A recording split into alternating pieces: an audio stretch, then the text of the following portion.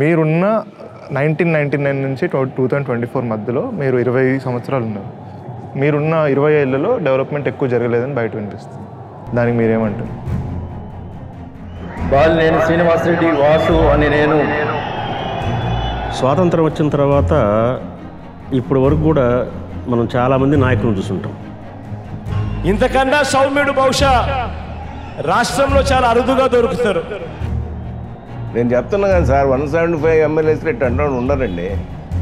ఏదో లోపం ఉంటుంది ప్రతి వాడికి. బాలినేని శ్రీనివాసరెడ్డి గారు ఆయుధం ఏంటంటే ఆయన చిరునవ్వు. శాసనం ద్వారా నిర్మితమైన భారత రాజ్యాంగం పట్ల ఈ ఒంగోలు నియోజకవర్గంలో ఉండే చుట్టుపక్కల కాలనీస్ మొత్తం మీద ప్రతి ఒక్క కాలనీ పోతే ప్రతి కాలనీలో మీరు ఇంటర్వ్యూ చేయండి, వాసన్న వాసన్న వాసన్న అని చెప్పేసి ఇదే పేరు వినపడుతూ ఉంటుంది. అంత మంచోడు, పేదల పట్ల అంత ప్రేమ ఉన్న వ్యక్తి. ఆయన ఎంత మంచివాడు అంత మొండివాడు కూడా చెప్పాలి. ఒక విషయంగా చెప్పాలంటే నిజమైన విశ్వాసం విజేత చూపుతానని ఆంధ్రప్రదేశ్ రాష్ట్ర మంత్రిగా నా కర్తవ్యాలను శ్రద్ధతో అందకన్న శుద్ధితో నిర్వహిస్తానని. జనాలకి ఏదన్నా కావాలంటే అది కావాలని ఆయన డిసైడ్ అయితే అది జరిగిపోయింది అంతే. భయం కానీ పక్షపాతం కానీ రాగద్వేషాలు కానీ లేకుండా రాజ్యాంగాన్ని శాసనాలను అనుసరించి ప్రజలందరికీ న్యాయం చేకూరుస్తానని దైవసాక్షిగా ప్రమాణం చేస్తున్నాను. అందరి పేరెత్తంగానే ఆ ఉప్పన రాదన్న, ఆ ఉద్రేకం రాదు. ఆ మహానుభావుడు చేస్తున్నటువంటి పనులు అలాంటివి.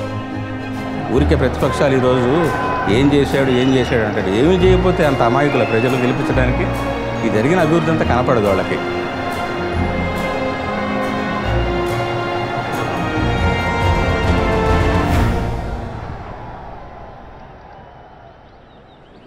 మా ఫాదర్ అయితే మొదటి నుంచి నాకు చిన్నప్పటి నుంచి కూడా ఆయన పాలిటిక్స్లో ఉండేవాడు. వెంకటేశ్వర రెడ్డి గారు నీతికి నిజాయితీకి మారిపోయారు సార్. ఆయన సిద్ధాంతాలు కానీ ఏది కూడా ఏంటంటే కష్టపడ్డ వాళ్ళని గుర్తుపెట్టుకోవడం అలవాటు. సేమ్ వాసన కూడా అయ్యే నేర్పించాడు మామూలుగా ఆయన. నేను సినిమా ఫీల్డ్కి అని చెప్పి వెళ్ళటం 2 years చెన్నైలో ఉన్నాను. అది డిలే అవుతూ ఉండింది ఆ ప్రాజెక్టు. మా ఫాదర్ ఉండి ఎందుకు నువ్వు వచ్చే ఇక్కడే పాలిటిక్స్ వచ్చి అని చెప్పిన తర్వాత నేను ఇక్కడే ఒంగోలు రావటం. ఆయన మాటల ప్రకారం ఆదర్శ ప్రకారమే ఆయన అక్కడి నుంచి జర్నీ స్టార్ట్ చేశాడు. అప్పట్లో ఇక మాగుంట సుబ్బరామరెడ్డి గారు రావటం, తర్వాత రాజమోహన్ రెడ్డి గారు రావటం, వాళ్ళందరికీ బాగా ఎలక్షన్స్లో వర్క్ చేసి అట్లా తర్వాత యూత్ కాంగ్రెస్ ప్రెసిడెంట్గా, డీసీసీ ప్రెసిడెంట్గా అంచెలంచెలుగా ఎదిగి ఎక్కడ తెచ్చుకునే దానికి చాలా కష్టపడ్డారు. జిల్లా అంతా కూడా తిరిగేవాడిని. ఆ ప్రాసెస్లో రాజశేఖర రెడ్డి గారు ఆయనతోటి సాన్నిధ్యం ఏర్పడింది. 99లో ఫస్ట్ టైం నాకు టికెట్ రావటం. ఫస్ట్ వైఎస్ఆర్ సీటు ఇప్పించారు. అంటే అక్కడి నుంచి మొదలైంది.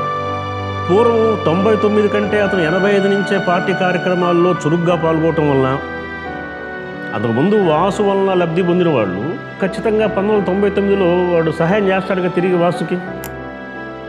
ఆయన స్ట్రైట్గా ఎమ్మెల్యే అయ్యాడు. గెలిచినప్పుడు అపోజిషన్లో ఉన్నాం.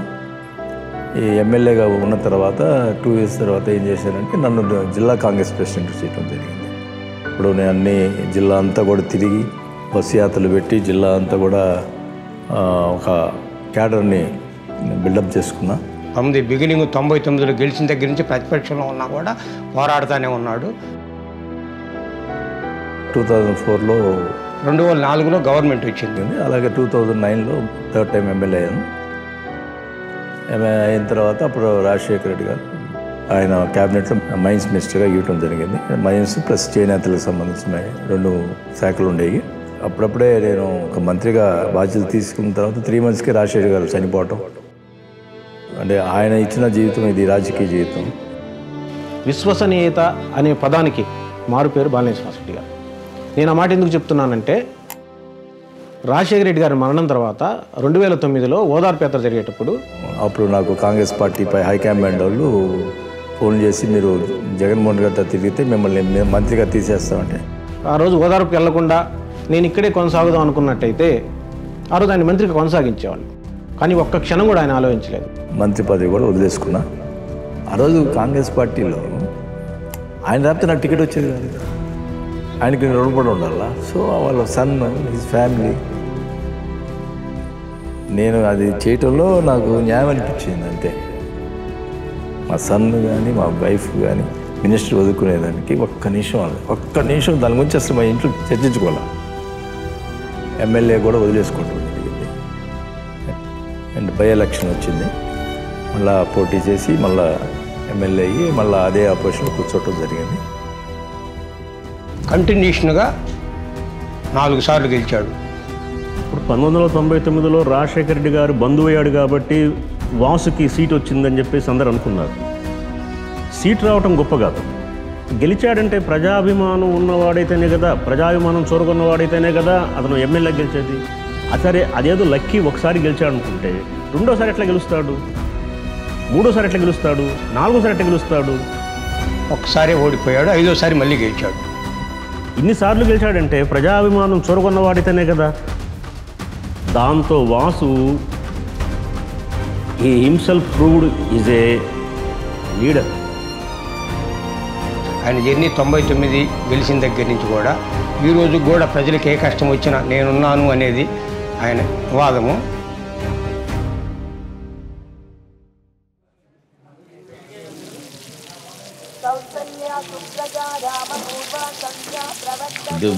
దేవాలయంలోకి ఎవరైనా పోవచ్చు కదా, అసలు ఇంట్లోకి ఎవరైనా పోవచ్చు. అంత స్వతంత్రంగా బెడ్రూమ్లో కూడా పోయి పనులు చేయించుకునే స్వతంత్రం ఆయన ఫస్ట్ నుంచి అలవాటు చేశాడు. అంటే ఎవరికైనా ఎమ్మెల్యే దగ్గరికి పోవాలంటే మనం తెలిసిన వాడిని ఒకరిని తీసుకొని పోతే మనకి బాగుంటుంది, పని అవుతుందని చెప్పేసి. ఇప్పుడు వైఎస్ఆర్ గారు ఆయన చెప్పిన మాట నాకు ఎప్పుడు గుర్తుంటుంది. పబ్లిక్ తోటి ఉంటే అంత గొప్ప లీడర్ అవుతావు. రాజశేఖర రెడ్డి గారి దగ్గర కూడా ఇదే విధంగా జరుగుతుందంట. సేమ్ ఆయన బెడ్రూమ్లోకి పోయేదానికి కానీ ఆ సిస్టమ్ అనేది ఒంగోలులో అలాగా అలవాటు చేసి పొలిటీషియన్స్ అందరికీ కొద్దిగా డిఫరెంట్గా ఆయన ఉండగలుగుతున్నాడంటే జనం ఆయన యాక్సెప్ట్ చేయటం. మళ్ళీ మినిస్టర్ అవుతారు. నేను ఒకటే చెప్తున్నాను, మీరు ఏమనుకోవద్దు. మీ మంచితనం, మీ నిజాయితీ, మీ పట్టుదలే మీకంతే, అదే ప్రాపర్టీ. ఇంకేమో క్యాస్ట్ వైజ్ కానీ ఇది కానీ బలమైన కాన్స్టిట్యున్సీ కాదు. బట్ యాక్సెప్ట్ చేస్తున్నారంటే ఓన్లీ వాసన్న అంటే అర్ధరాత్రి కాడైనా మామూలుగా తలుపు తడితే తలుపు తీస్తాడనేది ధైర్యం. నాకు ఎంతో కొంత మామూలుగా పొలిటికల్ 35 ఏళ్ల అనుభవంలో చాలామంది పొలిటీషియన్స్తో సంబంధం, ఫ్రెండ్షిప్లు ఉన్నాయి. ఆ 4, 5 10 మందో ఉంటారు. ఇతంతా అట్లా కాదు. ఇతని క్యారెక్టర్ ఎంటైర్ డిఫరెంట్. ఏరే నాయకుడి కాడికి పోవాలంటే మనల్ని గేట్ కాడ ఆపేస్తాం, కానీ అలా కాదు. వాసన్న గారి కాడ డైరెక్ట్గా ఇంట్లోకి వెళ్ళచ్చు. ఏది చిన్న కష్టం వచ్చినా మేము వాసన్న దగ్గరికి వెళ్తాం. ఈ 175 ఎమ్మెల్యేల్లో ఏ ఎమ్మెల్యే ఇంటి ముందు అంతమంది ఉండరు. నేను చెప్తున్నా కదా, ఎవరైనా వెళ్ళచ్చు, వెళ్ళి దౌర్జన్యంగా అడగచ్చు, అమ్మని అడిగినట్లు అడగచ్చు. నాకు ఇది కావాలా అయ్యా అని అడిగితే చాలు, నాకు చేసి పెడతాడు. నేరుగా ఆ ఇంటికి పోతారు జనాలు, అతన్ని టచ్ చేస్తారు నేరుగా. నేను వస్తే కాదన్ను ఫోన్ చేసి చెప్తాను.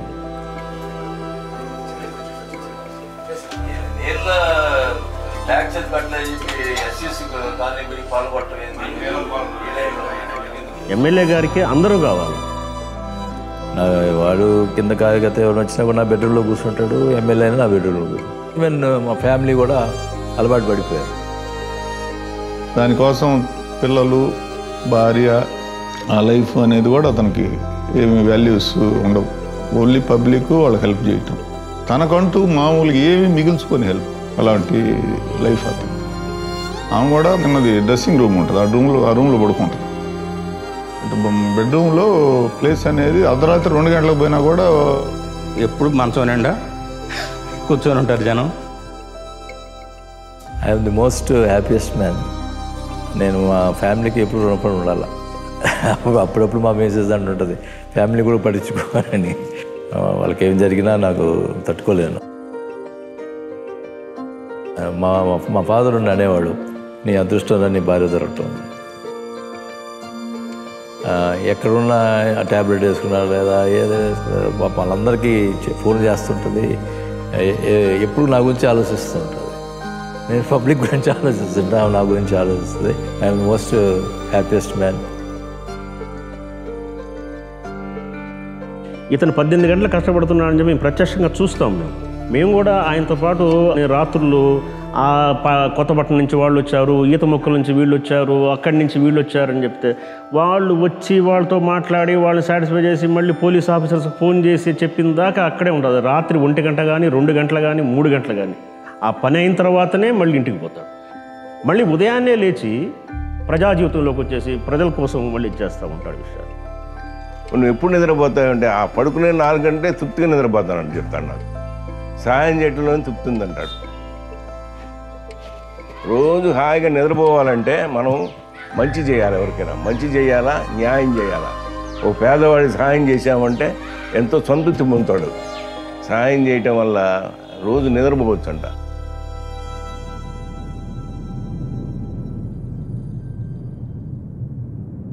ఒంగోలు అభివృద్ధి చెందింది, డెవలప్ అయింది అనుకుంటే మాత్రం చుట్టుపక్కల కానీ అవన్నీ కూడా వాసన టైంలు అని చెప్పడానికి ఎలాంటి అతిశక్తి లేదు సార్. మామూలుగా ఒంగోలుకి మంచినీళ్ళ ప్రాబ్లం ఉంది. టైం లేకుండా ఎర్లీ మార్నింగ్ మిడ్నైట్ అట్లా వచ్చేది. బోర్లు ఎత్తుకుంటే ఉప్పు కస్యమా నీళ్ళు తాగే వాళ్ళ లేదు. అంటే స్టార్టింగ్ మొదటి నుంచి కూడా ఒంగోలులో మనకి సాగర్ వాటరే సోర్స్. ఇప్పుడు ఒక సమ్మర్ స్టోరేజ్ ట్యాంకే ఉండేది. 5 డేస్కి 6 డేస్కి నీళ్ళు వచ్చే పరిస్థితి. ఎట్లయినా సరే మంచినీళ్ళు రోజు సరఫరా చేయాలా, టైంకి రావాలని అని అనుకుని చెప్తుండేవాడు మాతోటి. నేను అప్పుడు ఫస్ట్ ఎమ్మెల్యే అయినప్పుడు సరే రెండో సమ్మర్ స్టోరేజ్ ట్యాంక్ 99లో అప్పుడు ఎంపీగా బలరాం గారు నేను అపోజిషన్లో ఉన్నా కానీ మేము మా సపోర్టు అందరితో ఉండి రెండో సమ్మర్ స్టోరేజ్ ట్యాంక్ కూడా కట్టించాం. ఉల్చిలో చెక్ డ్యామ్ కావాలి, మాకు వాటర్ కావాలని చెప్పి ప్రతిపక్షంలో ఉండి చాలా పోరాడాను. 2004లో గవర్నమెంట్ వచ్చిన తర్వాత ఆ కార్యక్రమం టేకప్ చేసి అక్కడ చెక్ డ్యామ్ కట్టించాం. దానివల్ల చాలామంది రైతులు బెనిఫిట్ పొందారు. అప్పుడే రాజశేఖర్ గారితో చెప్పి ఒక 7-8 ఓవర్ హెడ్ ట్యాంక్స్ ఇవన్నీ కూడా మేమే కట్టించాం. అంటే ఒకేసారి మొత్తం చేయలేకపోయినా విడతలుగా చేసుకుంటూ వచ్చినాం. గుల్లకొమ్మ రిజర్వాయర్ ఒంగోలుకు దగ్గరలోనే ఉంటుంది, ఒక 20 కిలోమీటర్ల లోపు. దానికి రాజశేఖర రెడ్డి గారి ద్వారా శంకుస్థాపన చేయించి దానివల్ల మనకు నేరుగా వాటర్ వస్తున్నాయి. అంటే మనం చూసుకోవాల్సిందంటే ఫ్యూచర్ చూడాలి. ఇప్పుడు ఉన్నటువంటి వాటితోటి మనం పూర్తిగా వాటర్ ఇవ్వలేం.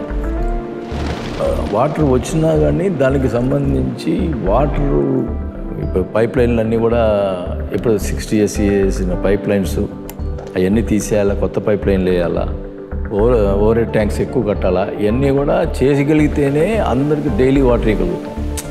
సో అది మనం మెయిన్గా అడిగింది ఏంటంటే ఇంజనీర్స్ని టోటల్గా డైలీ వాటర్ ఇవ్వాలంటే ఏం చేయాలి ప్రిపేర్ చేసి మొత్తం 339 crores పెడితే మనకు ఒంగోలు టౌన్లో మనం డైలీ వాటర్ ఇవ్వగలుగుతాం సార్ అంటే దాని ప్రకారం మొత్తం కూడా ప్రిపేర్ చేసి సీఎం గారికి ఇచ్చిన తర్వాత అప్పుడు శాంక్షన్ చేశాం. 1 year వాళ్ళు టైం అడిగారు. టోటల్ 1 yearలో పూర్తవుతుంది. అప్పుడు డ్రింకింగ్ వాటర్ ప్రాబ్లమ్ సాల్వ్ అవుతుంది. అప్పట్లో మొత్తం మట్టి రోడ్లే కదండి. రోడ్డు వైండింగ్ చేశారు, సిమెంట్ రోడ్లన్నీ వేయించారు, డ్రైన్స్ కట్టించారు. కొత్తపట్నంకి బ్రిడ్జ్ చేయించారు. వాసు గారి జీవితధ్యేయం ఏంటంటే ఒంగోలు నగర ప్రజలకి పట్టాలు ఇచ్చి శాశ్వత గృహ నిర్మాణం చేయించాలనే కోరిక ఉండేదండి. ఆయన కాన్స్టిట్యున్సీ వరకు ఇల్లు లేని వాళ్ళు ఉండకూడదు, పేదవాళ్ళు ఉండకూడదు, గుడిసె అనేది కనపడకూడదు అనే ఉద్దేశంతో 25,000 పట్టాలన్నమాట ఒకే చోట ఇద్దామని. అంటే దాదాపు 700 acres కావాల్సి వచ్చింది. ఆ ల్యాండ్ మరి కొనాలంటే చాలా కాస్ట్ అవుతుంది కదా అని చెప్పి గవర్నమెంట్ ల్యాండ్లో చేద్దామని చెప్పి చూసాము. అది తెలుగుదేశం వాళ్ళు ఆ ల్యాండ్ మీద కూడా కోర్టులు వేసి వాళ్ళు కోర్టు బాగానే అది ఆగిపోయింది. ఎట్టి పరిస్థితుల్లో పట్టాలు ఇవ్వండి, ఈసారి పోటీ చేయను, పట్టాలు ఇవ్వాల్సిందని చెప్పి అహర్నిశలు కృషి చేశాడు. ఆ పట్టాలు ఇస్తేనే డబ్బులు వేస్తేనే నేను ఒంగోలు వస్తాను, లేకపోతే రాజకీయం మానుకుంటాను. దాదాపు 230 crores కావాల్సి వచ్చింది. అది డిలే అయింది. గవర్నమెంట్ తోటి జగన్మోహన్ రెడ్డి గారితో ఎట్లయినా ప్రజలకు కావాలి, ప్రజల కోసం నేను మాట ఇచ్చాను, ఆ మాట కోసం కట్టుబడి ఉన్నాను. మాట ఇస్తే తప్పదు. నేను మళ్ళా పట్ట ఇవ్వకుండా ఎలక్షన్ పోతే నా మీద నా విశ్వాసం ఉండదు జనాలకి అనే దృఢ సంకల్పంతో రాజకీయ జీవితాన్ని పలంగా పెట్టిన ఆ ప్రాసెస్లో సీఎం గారు పెద్ద మనసు చేసుకొని 230 crores రిలీజ్ చేసి లేఅవుట్ వేసి రాళ్ళు వేసి వాళ్ళ పట్టాలు సీఎం గారి చేతుల మీదుగా పంపిణీ చేయడం జరిగింది. భీష్మించి కూర్చున్నాడు, ఎట్టో ఒకటి సాధించుకొని తీసుకొచ్చాడు. అంత పట్టుదల, పేదలంటే అంత ప్రేమ. వాసన్న గేటు వల్ల ఈరోజు 25,000 మంది పట్టాలు ఇవ్వగలిగాడు. ఎన్నో కుటుంబాలు రేపు ఆనందంగా వాళ్ళు ఇల్లు కట్టుకొని పాలు పొంగించుకొని ఆనందంగా ఉంటున్నారు. ప్రతి ఒక్కరి కళల్లో కూడా ఆనందం కనపడుతుంది. ఎందుకంటే సొంత ఇల్లు అనేది ఒక కళ. దాదాపు వాసన టైంలో పోటీ చేసిన దగ్గర నుంచి 30-40 మందికి పట్టాలు ఇచ్చుంటారు. పట్టాలతో పాటు సిమెంట్ రోడ్లు, లైటింగు, వాళ్ళకి కావాల్సిన వనరులన్నీ సమకూర్చారు. ఇప్పుడు దాకా నేను తప్పితే ఇంకో వేరే వాళ్ళు ఒక్క పట్టా ఇచ్చింది. ఇందిరమ్మ కాలనీ కానీ, బలరాం కాలనీ కానీ, కేశవరావు గుంట కానీ ఈ మొత్తం కూడా ఈయన ఇచ్చినాయి సార్ పట్టాలు. ఒంగోలు భాస్కర్ ఒంగోలు కార్పొరేషన్ చేశాడు. కార్పొరేషన్ చేస్తే ఎక్కువ ఫండ్స్ వస్తాయి, దాని మీద డెవలప్మెంట్ బాగుంటుంది. ఆ కాన్సెప్ట్ ఏదంటే ఒక ఎవరు కూర్చొని కూడా ప్రతి వాళ్ళకు హౌసెస్ కట్టించి ఇవ్వాలి అనేది కాన్సెప్ట్ నాకు. అది కూడా ఈసారి మళ్ళీ వాసు ఎమ్మెల్యే అయితేనే మళ్ళీ అందరికి పక్కా ఇళ్ళు కట్టించగలుగుతాడు. 25,000 మంది. గవర్నమెంట్ రాకపోయినా, వాసు ఎమ్మెల్యే కాకపోయినా మళ్ళీ ఇబ్బంది అవుతుంది.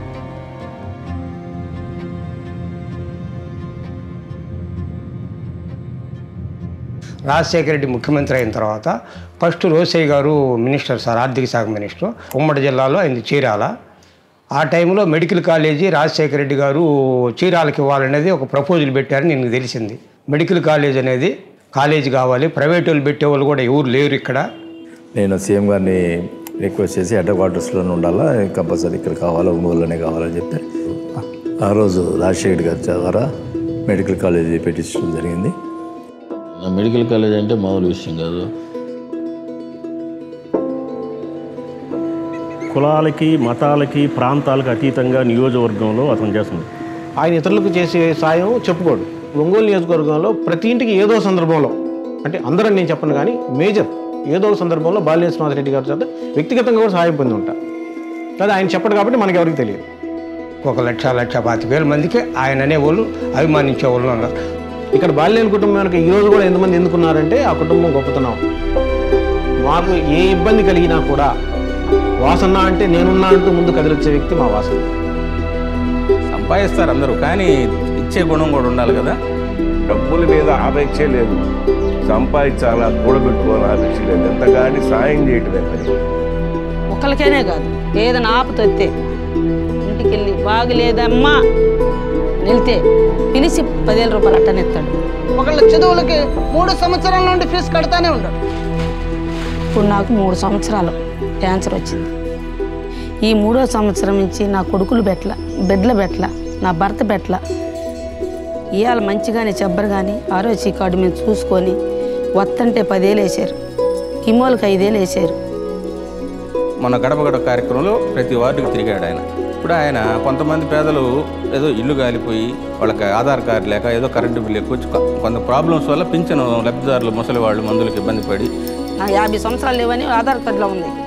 నా పరిస్థితి ఏందయ్యా అని అడిగితమ్మా నీకేం బాధ లేదు, నీకు వయసు దాల్లా, నీకు నా ఇంటికి రా, నీకు నెల పింఛన్ ఇస్తా అని చెప్పి 3 సంవత్సరాలు చెప్పాక ఈ 3 సంవత్సరాల నుంచి నెల వచ్చేలేకి 2,500 పింఛన్ 8 గంటలకు వెళ్ళిపోతా, 10 గంటలకల్లా పింఛన్ ఇచ్చి తెచ్చుకుంటున్నా. ఆ పింఛన్ మీకు మళ్ళీ రేపు ఎలిజిబిలిటీ వచ్చేవారు తీసుకోండి అని చెప్పి ఇప్పుడు దాదాపు చాలామందికి ఇస్తున్నాడు. రోజు 1వ తారీఖు వస్తే క్యూ కట్టి ఉంటారు ఇంటి దగ్గర. నాకు తెలిసి 500-600 మందికి పెన్షన్ ఇస్తున్నాడు ఇప్పటికి. ఆసనలాగా మాకెవరు చూడలేదండి. ఇంత ఆపరేషన్ చేసి ఇంత మాత్రం ఉన్నానంటే మయ్య పుణ్యమే. చచ్చి బతికి పైకి లేవు తీసాడు మయ్య. ఆ మయ్యను బట్టే ఇదంతా. అచుంటోడికి ఏం చేస్తాము? ఎట్ట మర్చిపోతామ్మా? తిని మర్చిపోతావా? ఇంకో జలం ఎత్తాలా?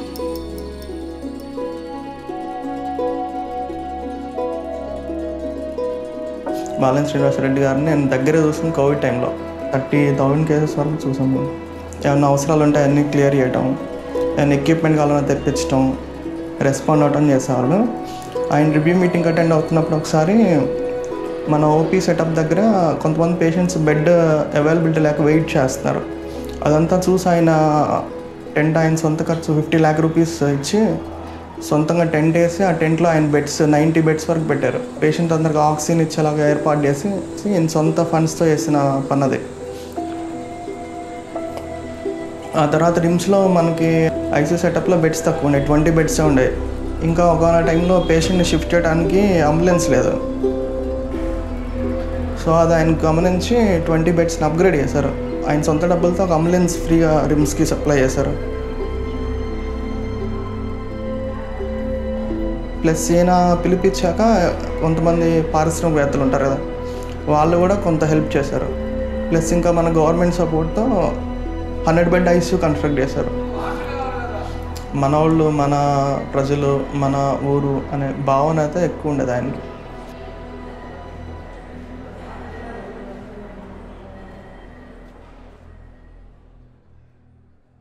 దానానికి మారుపేరు కర్ణుడు.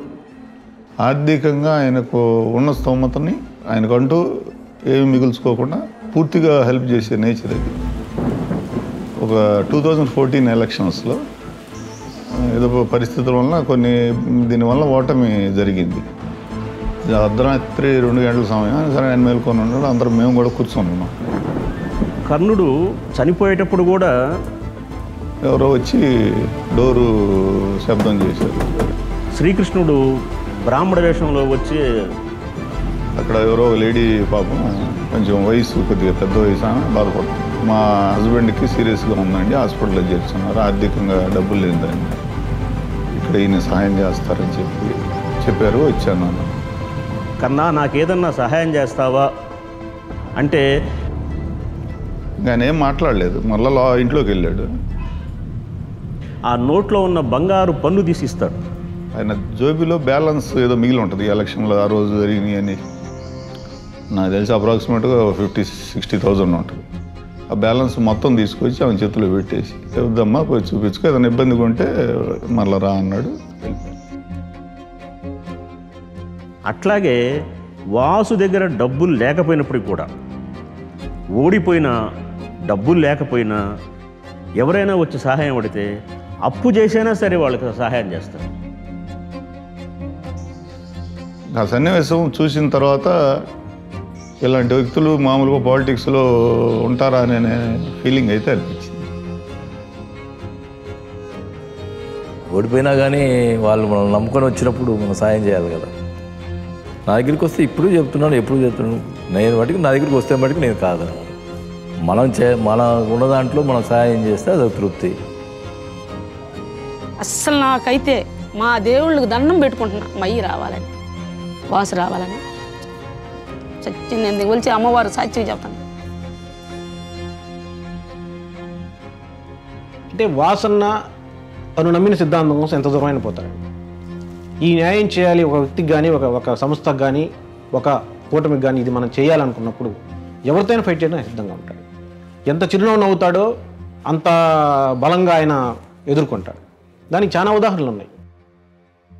ఈ సబ్ స్టేషన్ నుంచి 132 కర్నూలు సబ్ స్టేషన్ చూసారా, అక్కడ దాకా ఈ హై టెన్షన్ లైన్ తీగలు పైన ఉండడం వల్ల ఆ తీగలు తెగి ఎడమైన పడేయి. ఇప్పుడు తీగలు సాగి కిందకు వచ్చాయి. ఇంతకుముందు అసలు మాకు నిలబట్టేది కాదు. ఎండాకాలం వస్తే ఆ తీగలు కింద జారాయి. చాలా వోల్టేజ్ ప్రాబ్లం పోయేది. ఇంట్లో ఉన్న వైర్లు మొత్తం కాలిపోయినాయి. ఇప్పుడు వాసు విద్యుత్ శాఖ మంత్రి అయిన తర్వాత ఆ వైర్లు తీసేసి అండర్ గ్రౌండ్గా వేశారు బైపాస్ రోడ్లో. ఇది ఈయన వల్లే సాధ్యమైంది. 15 సంవత్సరాల నుంచి నేను ఇదే మార్కెట్లో వ్యాపారం చేసుకుంటాను. ఇది శ్రీ బాపూజీ మార్కెట్ కాంప్లెక్స్ అండి.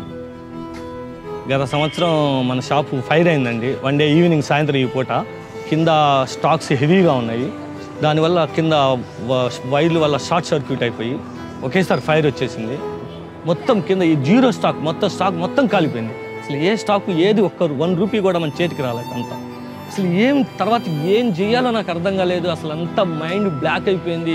మనం అసలు ఇక్కడ ఉండగలుగుతామా, ఏంది నా పరిస్థితి, నేను రోడ్డును పడిపోతానా ఏంది. ఆ తర్వాత రోజు ఉదయాన్నే మాకు డబ్బులు ఇవ్వాల్సిన వాళ్ళు మాకు ఇవ్వాలి అంటే ప్రతి ఒక్కరిని ఒక వారం రోజులు సైడ్ అడిగి, తర్వాత నేను నా ఆర్థికంగా చాలా ఇబ్బంది పడి ఉన్నా కదా, వాసు గారిని కలవడం జరిగింది. బాలినేని వాసు గారు నీకు ఆర్థిక సహాయం చేస్తానని మాటిచ్చారు. తర్వాత అన్న సహాయం చేయటం వల్లనే నేను ఈరోజు ఈ స్థితిలో ఉన్నాను, ఇక్కడ కూర్చోగలుగుతున్నాను. ఆయన చేసిన సహాయానికి నాకు చెప్పారంటే చేస్తారంటే నాకు ఆ విధంగా ఆ రోజు చెప్పారు, నాకు చేసిచ్చారు. మా కమ్యూనిటీలో కానీ ఎక్కడ కమ్యూనిటీలో కానీ ఎవరైనా చనిపోతే సొంత ఇల్లు లేకపోతే బయట పట్టుకోబెట్టుకోవడానికి కూడా చాలా ఇబ్బందికరం. ఆర్యవైశ్య కులాలకి ఎవరికి యాక్సెప్ట్ చేయరు చనిపోయిన తర్వాత చేసే కార్యక్రమాలన్నిటికీ. యాక్చువల్గా ఆరాం క్షేత్రం అంటే మాకు గుడి లాంటిది.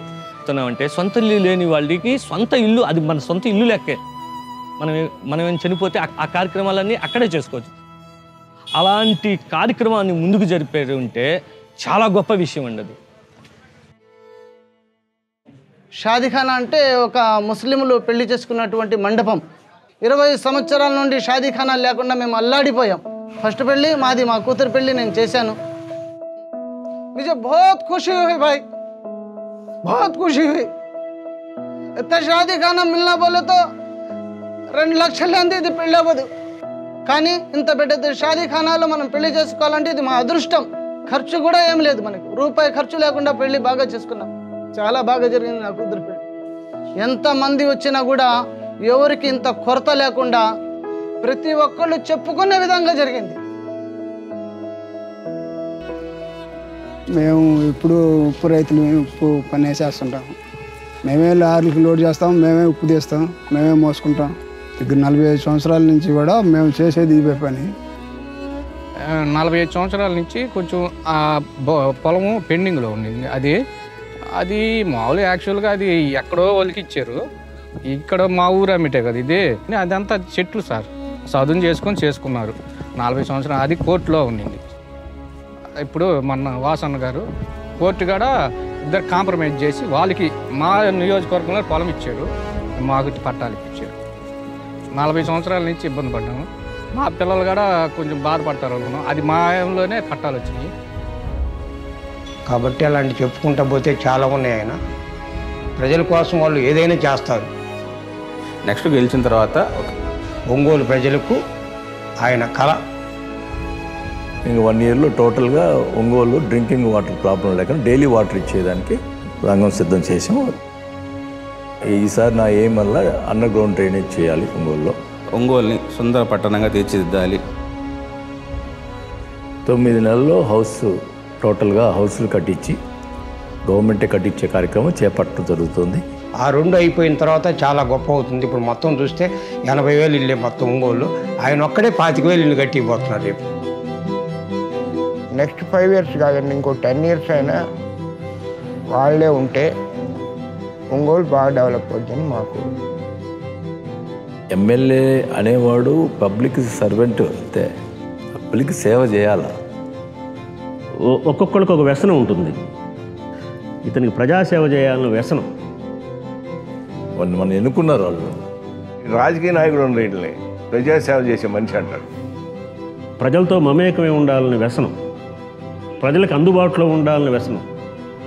అట్లాంటి హృదయత ఉంది. అతని చుట్టూ ప్రజలుంటే అతనికి అదే ఆనందం. ఒక నాయకుడు అంటే ఎల్లవేళ ప్రజలకు అందుబాటులో ఉండాలి, సేవ చేసే గుణం ఉండాలి. ఇప్పుడు రాజకీయ నాయకుడు అయితే ఏదో ఒకటి ఆశిస్తాడు, కానీ నేనేం ఆశిస్తాడు. సహాయం చేస్తుంటే అది ఎంతో తృప్తి కలిగేది. అది అట్లా సహాయం చేసేదానికే నా లైఫ్ అంతా ఇట్ అయిపోయింది. ఏ టైంలో ఎప్పుడు వెళ్ళినా అందుబాటులో ఉంటాడు. మేము ఇంటికి వెళ్తే పలకరించే నాయకుడు కావాలి. ఏదన్నా ఆపత వస్తే ఆదుకునే నాయకుడే కావాలి. ఇలాంటి వాడు మనకు ఉండాలరా అనే ముద్ర వేసుకోగలిగి ఉండాలి. మేము వెళ్ళి ఇది సమస్య అండి అంటే మళ్ళీ అప్పటికప్పుడు అది చూస్తాలే చేస్తాలే అనకుండా ఆ పని అయ్యేంత వరకు నిద్రపోలేక. నేను ఇంట్లో వాళ్ళ బాగుల కంటే పబ్లిక్ ఏమైనా వచ్చి అని అడిగితే నేను కాదనలేదు. అట్లాంటి మనిషి నా అనుమానం రాజకీయాల్లో ఉండడం చాలా అరుదండి.